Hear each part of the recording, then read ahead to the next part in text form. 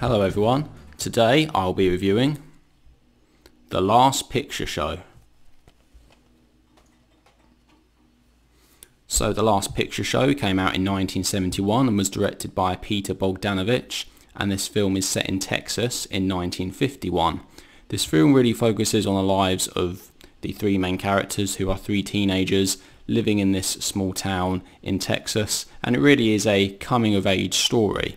And we get an excellent cast in this film. We get Jeff Bridges, Cybill Shepherd, Timothy Bottoms, and we also get some excellent cast members who play the older characters, such as Ben Johnson, Cloris Leachman, and Ellen Burstyn. And really what this film is about these characters in this town, and we have two different sets of characters. We have the younger generation and the older generation, and really the way of life in this town is starting to fade away. This little town in Texas, it really has a very isolated, slightly depressing feel to it. And in fact, this film was actually shot in black and white, which was obviously unusual for 1971. And in my opinion, it works really well. It almost feels like a proper period piece. And the title of this film, The Last Picture Show, really comes from the fact that they have this little movie theatre in the town, and it is starting to close down because the town is becoming very isolated, and really the old way of life in this town is starting to die out. The star performance in this film was actually from Ben Johnson, and he plays a character called Sam, and he is a character who everybody in the town looks up to.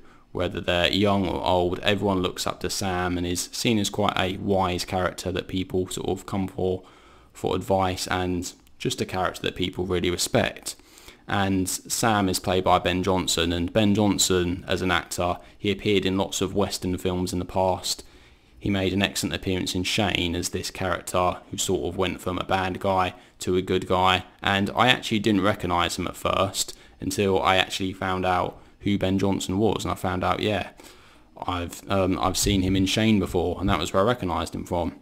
Also get Cloris Leachman in this film. This was actually one of her earlier performances on film, even though she was in her 40s at this point, and she actually won an Oscar for Best Supporting Actress in this film, which I think is well deserved. So the three main characters in this film are really the three teenagers played by Timothy Bottoms, Jeff Bridges, and Cybill Shepherd.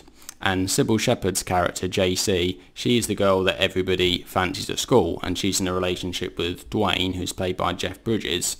But Timothy Bottoms' character, Sonny, you can tell that he is really jealous of Dwayne and that he actually fancies JC. So eventually what happens is Dwayne and JC's relationship starts to split up, and then Sonny thinks, okay, yes, maybe I can have JC now. And we see them start to go off in a relationship, but then at the same time, Sonny is also seeing Cloris Leachman's character.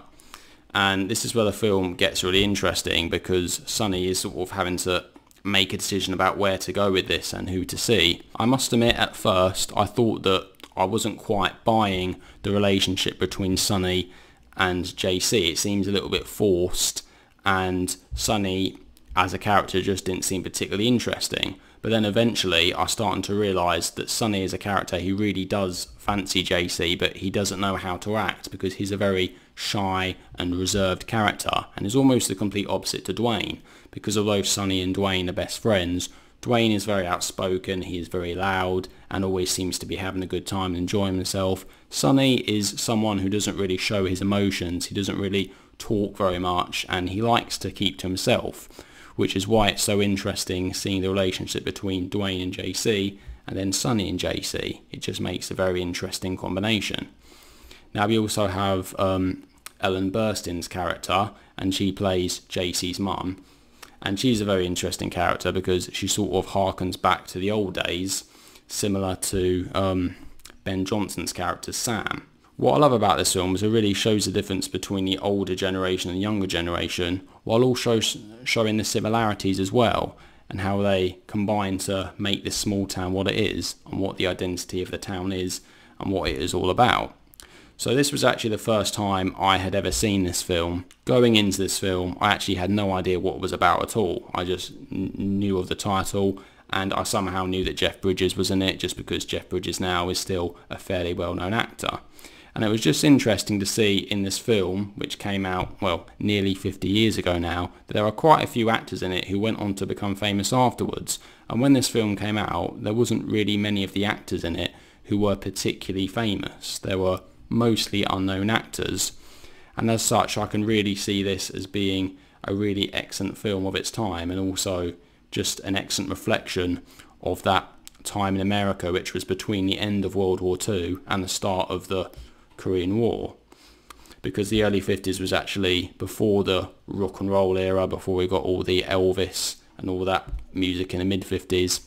And this film actually features quite a few songs which are sung by Hank Williams, who was a country artist. So we get those songs like Hey Good Looking, which is some excellent country tunes which really set the tone for this film and give it a real sense of that early 1950s America. So in terms of the downsides of this film, I suppose as a coming of age story, I do think it's a good film. However, it wasn't the most happy or action-packed film or the most uplifting type film. But that doesn't necessarily mean it's a bad thing. I mean, as a drama, it's a very good drama. We get some excellent character interactions in this film, and the acting is absolutely top-notch.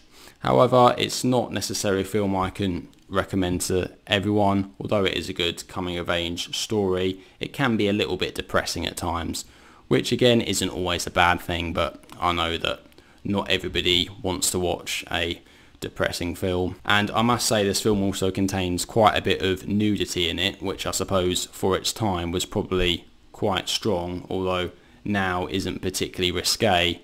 Although I was actually a bit surprised, I didn't realise there was quite a lot of nudity in this film, and there was quite a few scenes, there was quite a lot of it. But there we go, this is a coming of age story about teenagers finding themselves, so I guess I shouldn't be too surprised about that. So I'm going to give The Last Picture Show a rating of 8 out of 10.